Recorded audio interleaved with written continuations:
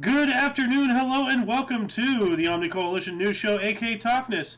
This show is an amalgam of strange, weird, bizarre, off the wall, and actually that's the oldest thing. This is a dive into the weird, obscure, bizarre, and other words for strange world of notable events, weather, and sports, covering topics seldomly, if ever, seen from most news sources these days. Join us! During a time of political overabundance and divisiveness, we present you with more unifying topics to discuss. For links to these articles, the music, and anything else potentially interesting, check the underbar in the description below. Anyway, I am Alexander, and today I am joined by... Noah. We also have the Rhombusser, who's probably driving, and Dale Gribble, of course, in the live studio audience. Pardon me, I should call you by your other alias, Rusty Shackleberg. Damn, I'm outing you like a snitch. I need to shut my mouth. Anyway, let's get into the news today, shall we? And I'm trying to find... Okay, this is the one here. Okay, let's go all the way back here. So, Mr. Noah, do you want to read the headlines, and I'll read the paragraphs? Yeah, all right. Of course. Dresden's massive tobacco mosque, a story of deception. The Here's German by Reddit. No, are those? Okay. Go for it. The German city of Dresden is famous for the Baroque architecture that runs along the banks of the Elbe River, but there is one exception that stands out like a sore thumb: the iconic Jenzi building, aka the Tobacco Mosque. Featuring clear oriental architectural elements of mosques and the famous Alhambra Palace of Granada, the Jenzi has been towering over Dresden's Friedrichstadt neighborhood for over a century, which is 100 years. At 62 meters or 203 feet tall, featuring 600 windows of various styles and boasting an impressive glass dome, it would be one of the largest mosques in the world, but despite its appearance, the Jenzi is not and has never been a mosque. For most of its existence, the Jenzi has operated as a tobacco factory, and its unusual design was chosen both as homage to the oriental origin of the tobacco processed here, but also a clever way to bend the rules on architectural restrictions in Dresden city center. So, okay. It's kind of strange, yeah, that's an odd thing. That would be rather tall for a mosque, you know? It looks like a hotel, to be honest, or a palace. Yeah, kind of, sort of. But it just looks like palace, if you take away the facade, it looks like, a standard, industrial era style giant brick factory building. Yeah, but it has that roof ornament that you see in the center. Yeah, well, and the spires, and all the windows. That's the part that looks like a palace to me. The rest of it just seems like a giant hotel. That's it's still an interesting, building. It's an interesting design too. Mm-hmm. Yeah, go on. Let's go. Well, let's move on up. What else do we have here? You want me to read this one? If you don't mind. Spanish grocery store to charge tourists who come in just to look. That seems illegal. That's not cool. It is illegal, actually. I'm pretty sure. Well, I'm not sure. Maybe in the States, but this is in Spain. This is in Spain. Yeah, well, so, I don't think it should be legal, but whatever. Well, let's read this here.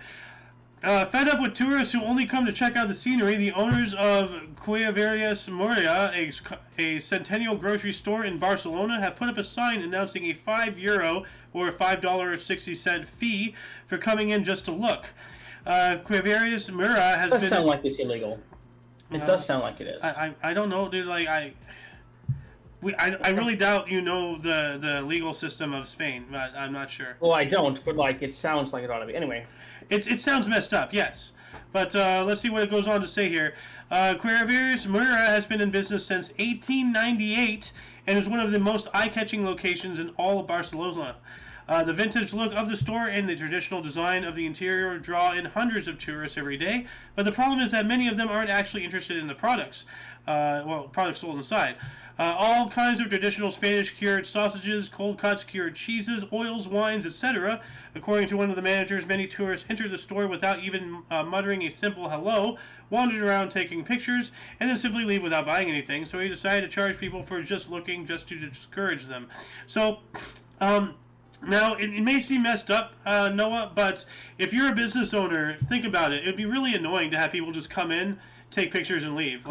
Especially when it's happening, so often. So I can't help but, be on the business owner's side in this point. So.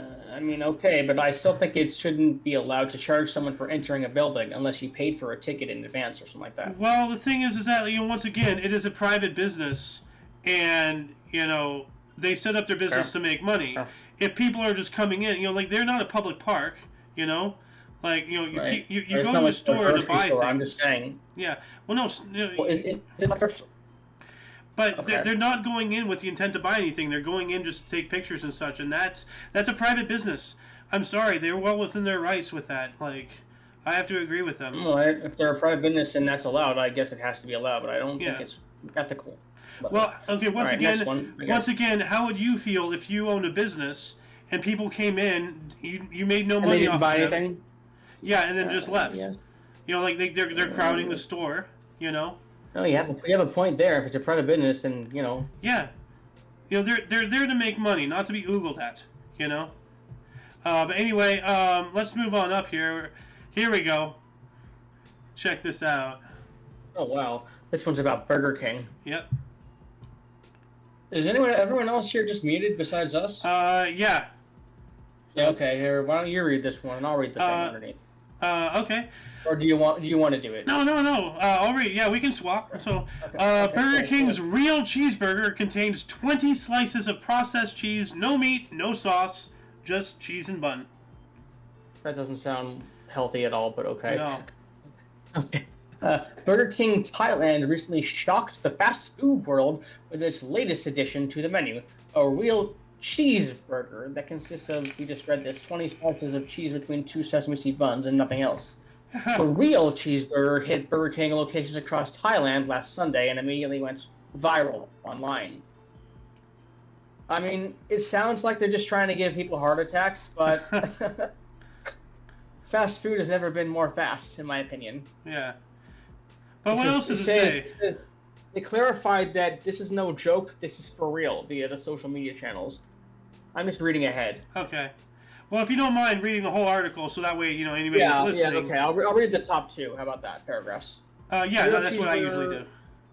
Yeah, people started posting photos of the tower-like burger, expressing their disbelief that something like this was actually being sold and marketed as food. I added and marketed, but many people still didn't believe it was anything more than a stunt, but Burger King clarified that this is no joke. This is for real. Oh, my God. Via its own social media channels, and the usual burger consists of 20 slices of American cheese stuck between 2 buns, comes with no sauce, pickles, and most importantly, no meat patty. By some accounts, the cheese is sometimes not even grilled or melted. It's Yikes. disgusting, I think. So, I mean, my God, look at that thing. This looks literally like out of something like Papa's Burger, where you just throw an excessive amount of toppings on This a belongs burger. on Futurama. Yeah. But Yeah, it does. It belongs on Futurama. Yeah. No, but there's The another cheeseburger. There's another article from another source I have later on down the line, but I have a couple of pictures here of actual cheeseburgers. Because we have this, that is a decent amount of cheese, like heart attack causing right there. But then there's also this, and this is probably what it actually looks, just straight up just cheese, with burger. Where'd you find that one? Was that from the same thing? No. I've had this for a while. Then we also have the burger made of cheeseburgers. Which I would a burger bun. That's hilarious. It's a burger. Too much bread for me. But then this is when it gets a little gratuitous. So just so much please hit myself cheese in the face really hard. But it still has tomatoes and ketchup and lettuce and some onion stuff. So it has some things. This guy here is really getting into it. Getting into that cheese. Just nothing but cheese. There's just no way. And of course we have the Beefburger, which is just like a cheeseburger, but opposite. Only you would have that photo. And I would. And see, what's really cool then is that you can dip it into a nacho cheese fountain. You can wash it down with some cheese milk, and then you have some cheesecake for dessert. So wait, go back to the Chesquick. Chesquick. That's not real, right? No, it's not. And that's just scratching the surface of my cheese memes. Oh, God. So, yeah. It still says Netley's. Oh, my God. Not Netley's. That's why you know it's not real. Yeah. Not yet. Cheese milk. And here, have some cheesecake. But let's get back on track here. What else do we have? Anyone else here, or am I just the only one doing it with you? Just you and I. I guess they're just listening. Okay. Yeah. Man sentenced to prison for systematically terrorizing neighbors with loud music. Wait, he went to prison, not jail. Prison. Well, how long did he go? Oh, it says he went for 5 years. Well, let's see here. A Barcelona man was sentenced to 1 year in prison after a court found that he had been terrorizing his neighbors for at least 5 years by playing loud electronic music almost non-stop. Oh my God. What? It doesn't seem fair either, actually. No. None of this seems fair. It says here, court in Mataró in Barcelona, Spain, recently ruled against a man who had reportedly been driving his neighbors crazy by playing electronic music at a loud volume.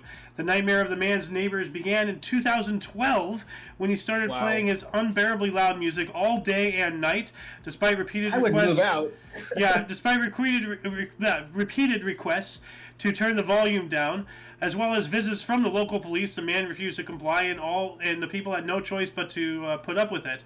In 2015, 3 neighbors who lived in a house attached to that of the accused filed a complaint against him after having endured nearly 3 years of electronic music at full volume. They claimed that the constant banging music was causing them both physical and mental issues. Wow, this is... That sounds like a sleep deprivation problem. He could have gotten, I guess, gotten sued. That's what happened.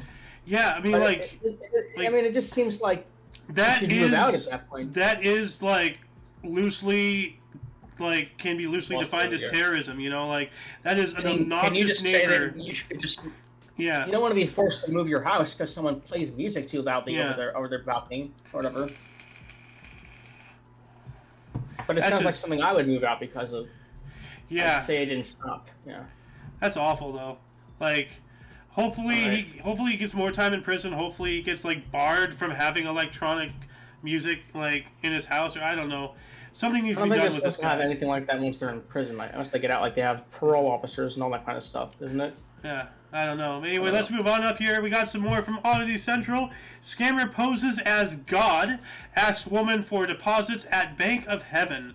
What? Wait, can you read that one again, the title, because it said God. Scammer poses as God, asks woman for deposits at Bank of Heaven. So who fell for that?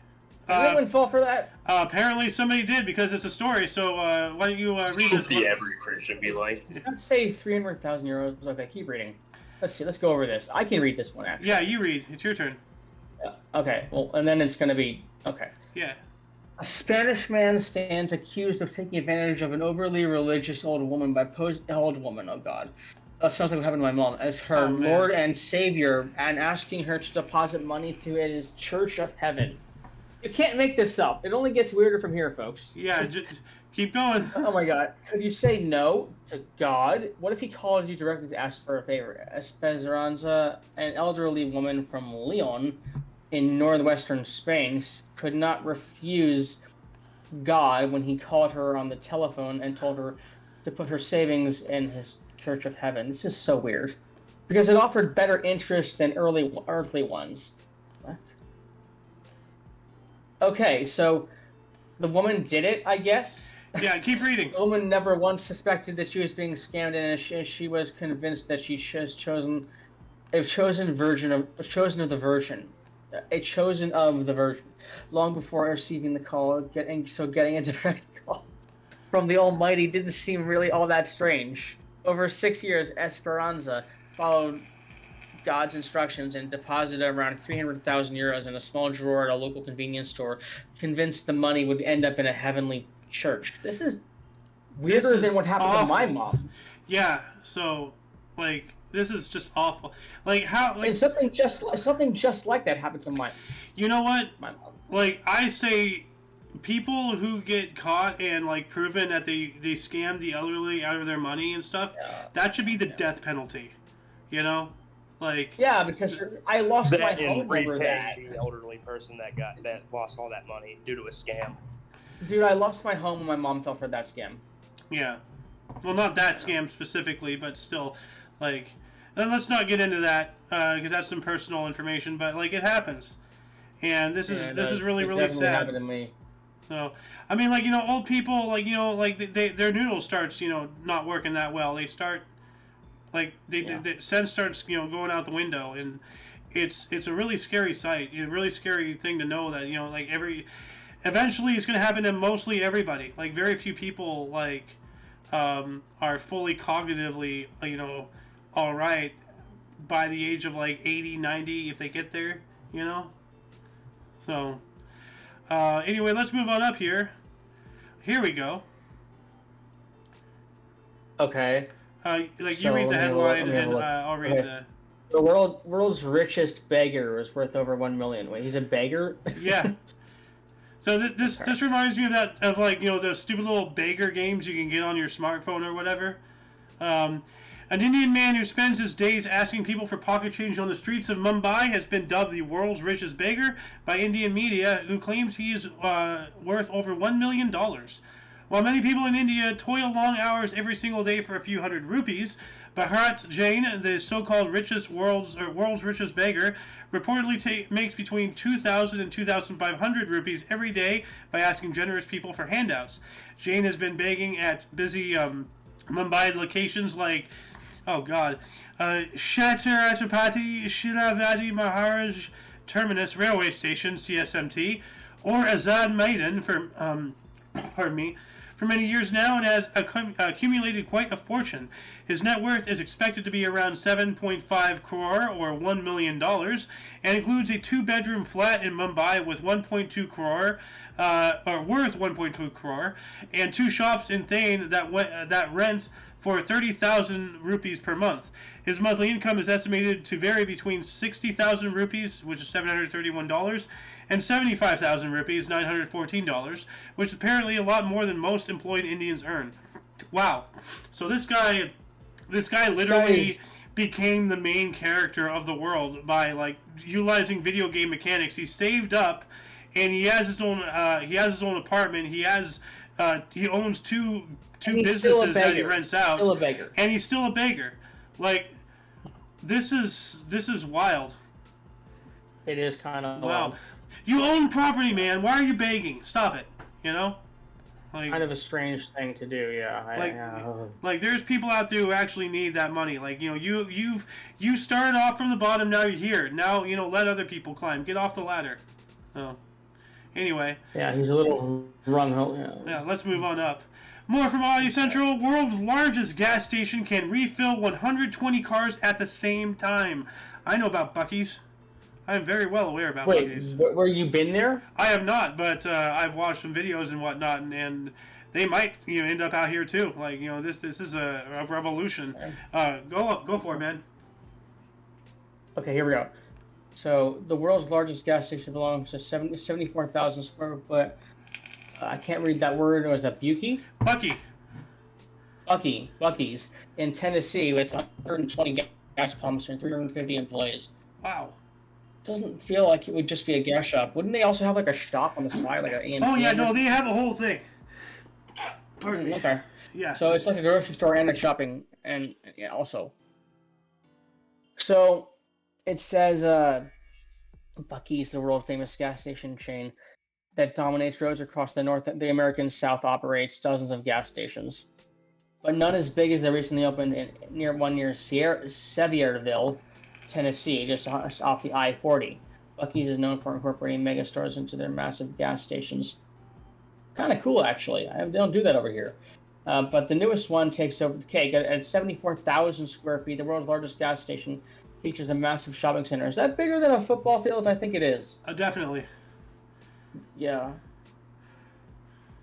Anyway, the world's largest gas station features a massive shopping center, a full barbecue restaurant, spacious bathrooms, and a massive rest area. And like any respectable gas station, it has plenty of gas pumps, 120 to be exact. So can you reshare? I can't. It's getting blurry. Maybe. Hold on a second. Let me. It got blurry like 10 seconds ago. I forgot about my quality. So there we go. Don't worry. No, Buc-ee's essentially if you look at things like Walmart and Costco, they're these big mega stores, and then they started having gas pumps. Well, Buc-ee's did the opposite. They started as a gas station, and then now they're a gas station that's also a superstore. So they went down a different technology path, evolutionary branch type thing.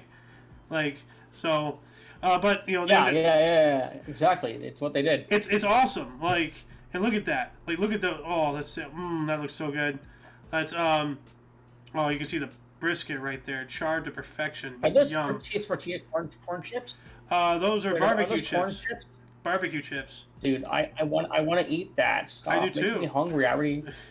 But yeah, no, like, Buc-ee's, I hope they end up out here, although I really doubt a place like Buc-ee's would be even allowed in California. I'm not sure. But we'll see. Anyway, let's move on up here. Ooh, here we go. Okay. Athlete does 3,249 push-ups in 1 hour to break world record. Oh. That one's a little less interesting in my opinion, but it's still pretty. Well, that's a lot. Like, goes on to say, an Australian fitness enthusiast recaptured a Guinness World Record title by performing 3,249 push-ups in 1 hour.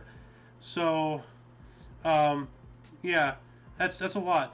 Daniel Scully, at the age of 30, previously set the record for most push-ups in 1 hour at 3,182 in April of last year, but his record was broken by fellow Australian Lucas Helmke, who performed 3,206 in November, of last year.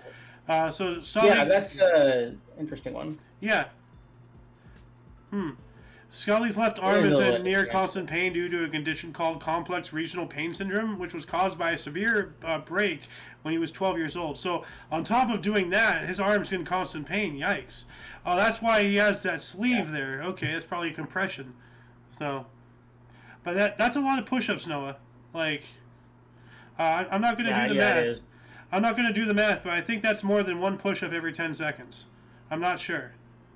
So I think it's around that. I mean, you would do it like every 5 to 10 seconds. It takes that long to do a push-up, right?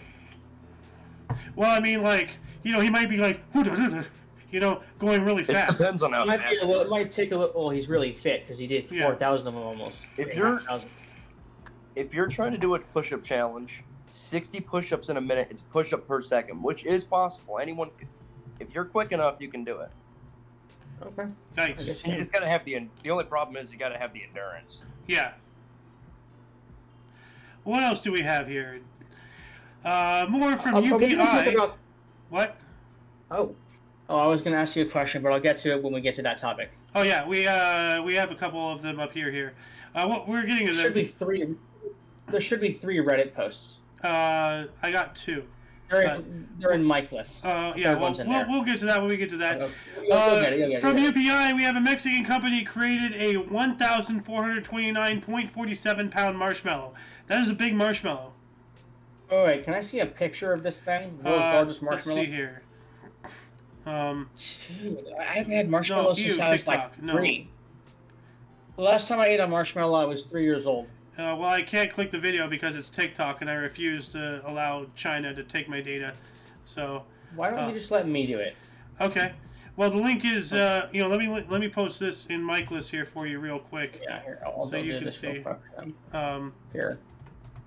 Let's see here. Let's check Google image here real quick.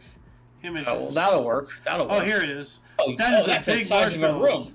Look at the size of that thing. Swimming pool. It is huge. Dude, that's a freaking swimming pool. That's more like a couple oil drums. It's like a jacuzzi. You could get inside of it and eat it. What the heck? Yeah. It looks like if you turn a jacuzzi into a cotton candy maker and just let it build up. That's what you got. That's what it looks like. That's exactly. They probably just did that. Probably, actually. That'd be interesting. But yeah. So what does it say here? Hot tub. You want me to read it this time? Yeah, if you don't mind. Well, that's what we've been doing. Like you read a highlight, then I read the body, then I read a highlight, you read the body. Yeah. So on July 13th, I'm not sure what that is. I think that's a yesterday. Time zone. No, July 13th is a date, which was yesterday. Okay. A Mexican candy company earned a Guinness World Record by creating a massive marshmallow weighing more than a grand piano. Oh my god. Wow. Who just jumped in and left? That was Miss Waffle. Do you know them? Nope. Okay. All right. So next paragraph. I'm reading the next paragraph. Dulces Mazapan, or however you say it, de la Rosa, created the marshmallow outdoors at Plaza Fundadores in Guadalajara as a part of celebrations surrounding the state of Jalisco. Yeah. Jalisco. just because 21st anniversary. So like their independence from whatever other country they had them for, I guess. Maybe. The company took about Delicos, 100 people and 53 hours to prepare a giant fluffy treat. Yikes. The marshmallow came in weighing at about 1,429.47 pounds, more than a whopping 1,058 pound staying weight. D274 grand piano, Guinness World Records said. Wow. That's amazing. And it happened it beat the world record set by Britain. Yeah. Back in 2019, 205.25 pounds. That's cool. Yeah, that's crazy, man. It's amazing. What else do we have? Oh, this one's... Oh my god. Okay. Mail delivery suspended in Texas neighborhood due to dive bombing hawk. A hawk? Yeah, a hawk is apparently dive bombing the male people because of territorial... I thought they were talking about like the Unabomber for a second there, whatever he's called. No. Says mail delivery has been temporarily suspended to a Texas neighborhood due to a dive-bombing hawk that has been targeting postal workers and anyone else who goes outside. Residents of Milam Place and Kenwood Avenue in the Travis Heights neighborhood of Austin said they have recently been forced to keep an eye on the sky to avoid being struck in the head by the bird. Quote, my brother was on a run and he thought I punched him in the back of the head, which I haven't done in 15 years, Alfred Del Barrio told KTBC TV. I've always been able to dodge it. I just kind of like to go underneath my awning or run into my car, end quote. So the whole neighborhood is at threat. Well, just like captured or something, you know, like, I don't know, like, I mean, like, here's the thing. Yeah. Like, I'm all for, everything humane, but, like, if there's no real way to do it, like, because birds are attacking us because, we've basically shown them that they have no reason to fear us. So why shouldn't they attack us? But at the same time, we gotta be like, like, what's more important, you not getting attacked or the safety of the animal? Are you gonna sit there and let it claw at you and be like, well, at least I'm not cruel. Meanwhile, you're getting your eye gouged out. Like, at some point something's got to give, and that hawk needs to be dealt with. So, yeah. Anyway, Burger King sandwich. Oh yeah, this is another article about this cheeseburger. So we covered that already. That looks. Yeah, we did. That was interesting. Absolutely disgusting. That was oh was my nuts. God. Anyway. More from UPI. Former Nebraska missile silo for sale after YouTuber renovation. And I've heard about many of these. Go for it, Noah. Okay, so let me see. July 12th, UPI. I'm not sure what that means again, but... That's the date, bro. An unusual home is for sale in Nebraska. A home for sale in Nebraska. Formerly a missile silo before being remodeled by a popular YouTuber. I'm guessing that was Mr. Beast or something like that. I don't know. Influencer behind Andrew Flair. So no, the influencer behind Flair Channel on YouTube. That's it. Flair Channel on YouTube bought the former nuclear silo for more than $550,000, $550,000 in 2022, and spent 45 days transforming it into an underground home. So he basically made a bunker. More or less, yeah. But I mean, like, that was smart. That's smart. There are actually a lot of decommissioned, especially like Cold War era missile silos that the military has passed into the hand. After obviously like decontaminating and taking out technology and whatnot, but the structures are still there. So like they've passed it along into the private sector, and now people can buy these missile silos and have them as their homes. Like, it's really wild. Like, I think there's one where they actually, because like it's not just the silo, it's all the offshoot rooms, and like the maintenance and like all that stuff. So it's a whole thing. It is a bunker more or less. Like it's not built to withstand anything, because it's built to launch something, but maybe it is built to like withstand minor strikes. They have those like bunkers that go down like 20 stories below the earth. Oh, I think that's kind of nuts. They do that. Yeah. But no, like there's one home bunker I saw where they converted the bottom part of the actual silo into a swimming pool. Like it was awesome. So anyway, let's see here. Let's move on up. Oh, Oh, dang, Ramister left. Oh, well. It's just us two now? Yeah. Wow. Where is Alice right now? Probably at work. Okay. Actually, no, she should be home Here, at 6. Can I read the title this time? Yeah, go for it. Title No, okay. you read the title. 78 pilots were slaughtered. Pilot whales. Near. I'm reading it. Yeah, 78 pilot whales. Something's wrong with my site. Were slaughtered near a cruise ship carrying marine conservationists. That sounds interesting. Yikes! Because they're right there. Yeah. Well, a cruise line is apologizing to passengers who witnessed the killing of dozens of pilot whales near their dock ship this week in the Faroe Islands. Passengers aboard the cruise ship Ambition, owned by the UK-based Ambassador Cruise Line, had just arrived Sunday in the port of Torshaven in the Danish territory when they caught the spectacle, part of a long-standing and highly scrutinized local tradition. Among those passengers were conservationists with Orca, a marine life advocacy group that seeks to protect whales and dolphins in European waters. Since 2021, Ambassador has paid for Orca staff to join their cruises in order to educate tourists on marine wildlife and collect data on the animals.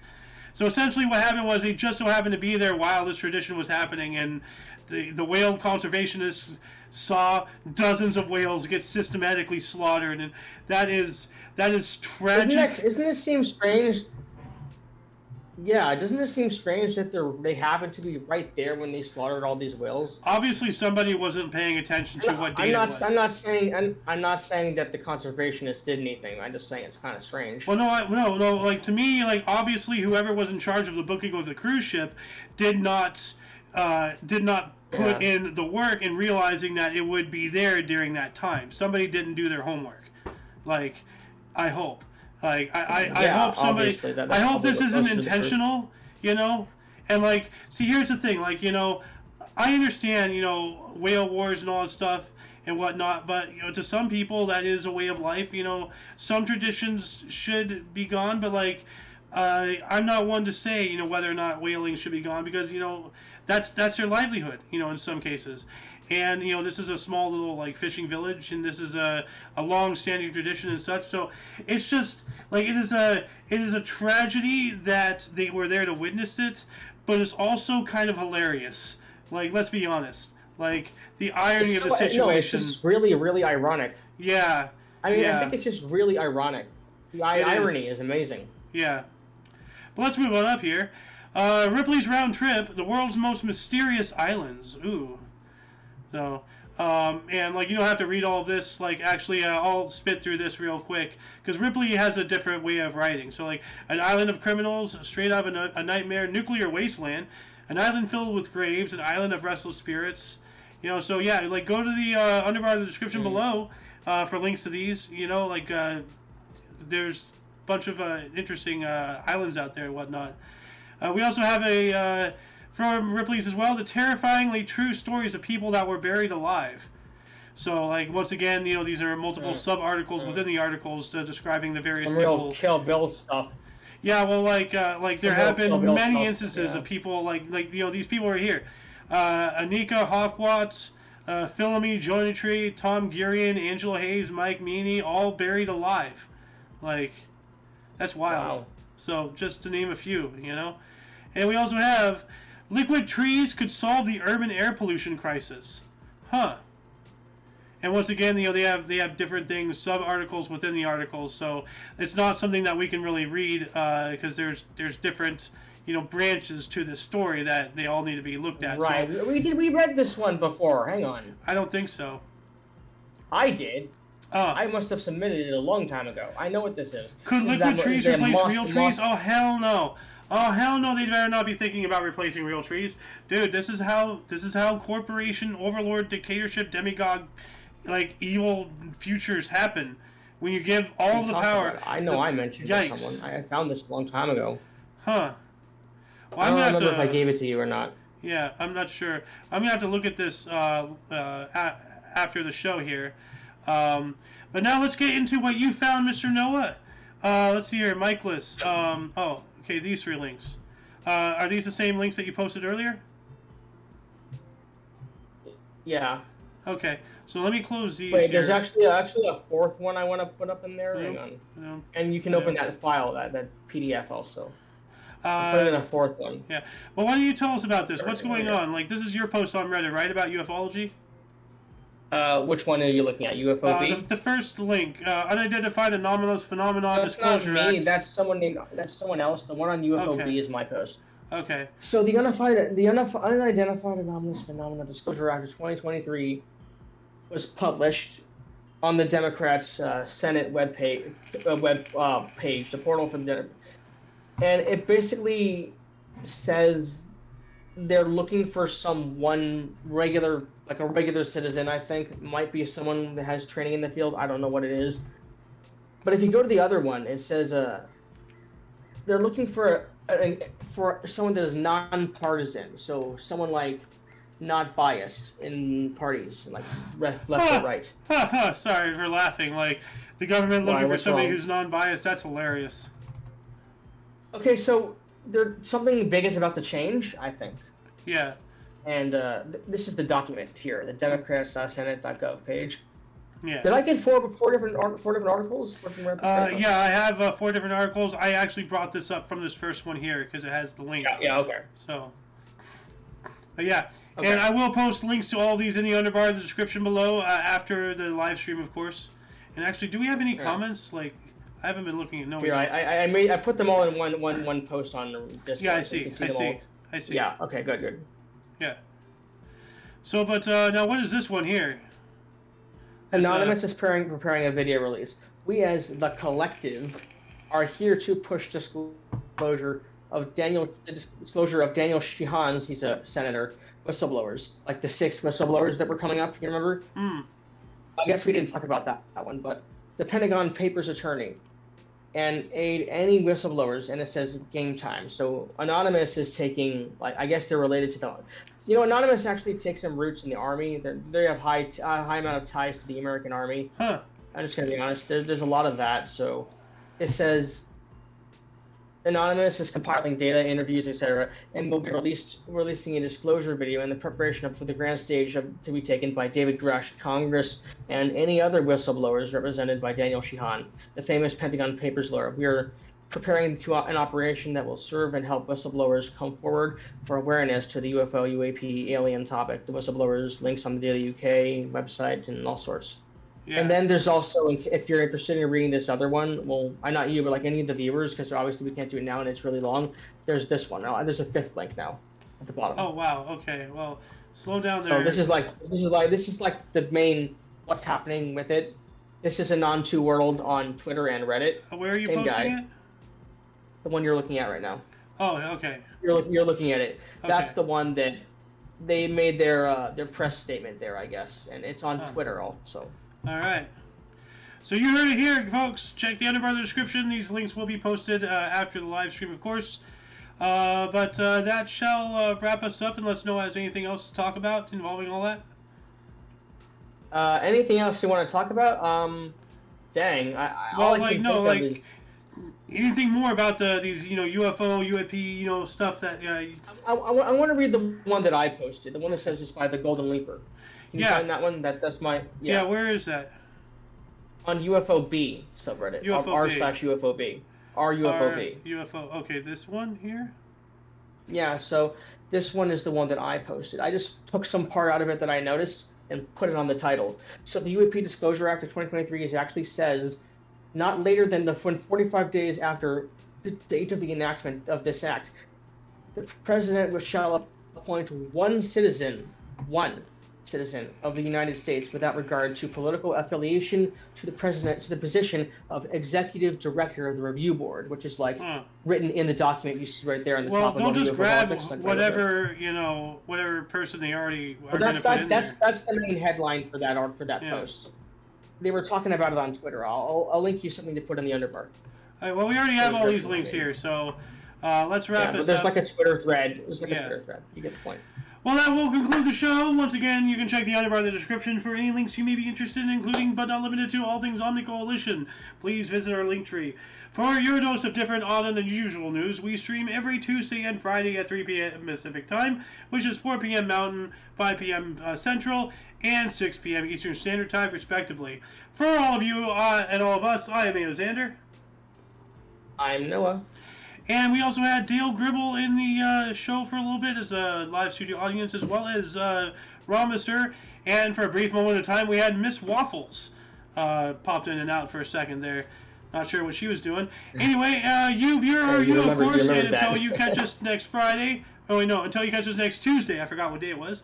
Or if you're interested in some history, we have a history show every day, or try to, at 11 in the morning Pacific time. And we have the Kicked Peanut coming up this Sunday. It is 3 p.m. Pacific time. We just talk about anything and everything all at once and all that stuff. Not the movie, of course, but we sometimes talk about that too.